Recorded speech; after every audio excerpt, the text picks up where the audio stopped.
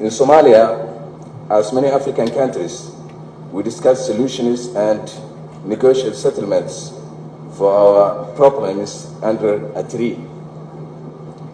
Sitting here today with my brothers and sisters from different parts of the continent under the town of foreign symbol of baobab tree assures me of the endurance of that spirit. As we mark 10th anniversary of the esteemed forum, I would like to congratulate and commend its organizers for staying true to that spirit and maintaining a significant platform that engenders frank discussions to explore African solutions to Africa's most pressing problems. Your Excellencies, we have saying in Somalia that says, "Ragowashis wa nabad," which translates to, "Peace is the bed on which men can rest." Our continent is contending with unprecedented threats that impacts the survival of our people, our landscapes, and very existence of our nations. We can spend hours listening to these threats and analyzing their causes and effects. However, I believe in order to build resilience in our respective nations and in our continent as a whole, we must contend with two significant factors that could have the biggest impact in addressing any threat: connectivity and people. Ladies and gentlemen, in the one hand, an ever more connected world is bringing unconventional global challenges closer to our doorsteps, exposing our weaknesses and amplifying our fragilities.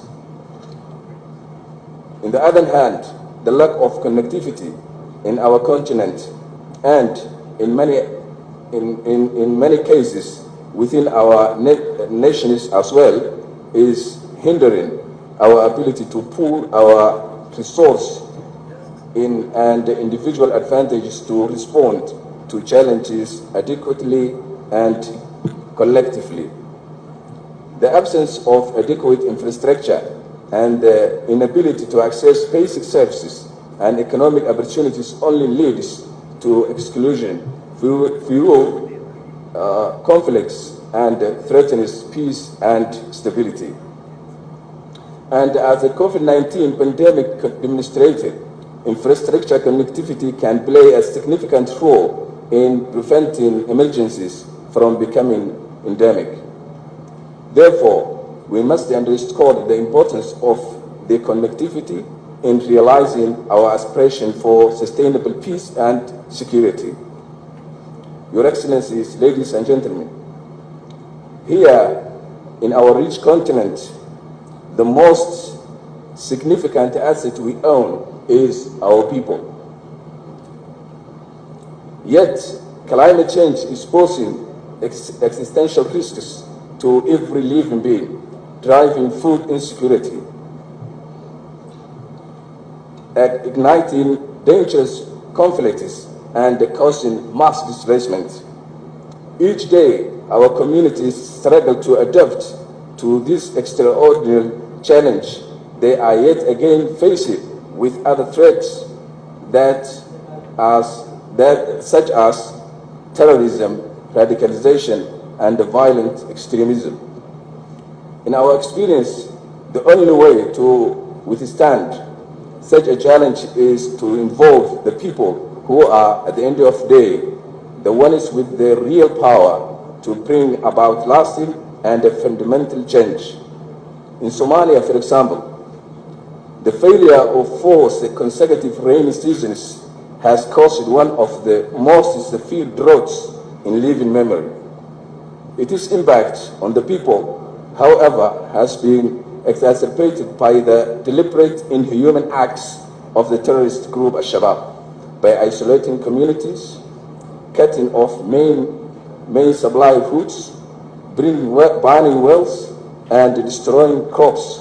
Al-Shabaab have directly and deliberately contributed to the worsening of the dire humanitarian situation in my country. And when people had enough, they rose up to expel this cancer from their midst.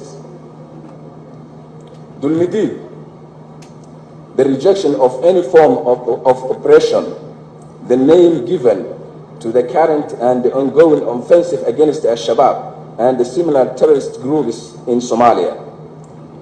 It takes root in our new comprehensive strategy to liberate people, their territories, properties, and lands from grips of violent extremism. The core component of this strategy is our people.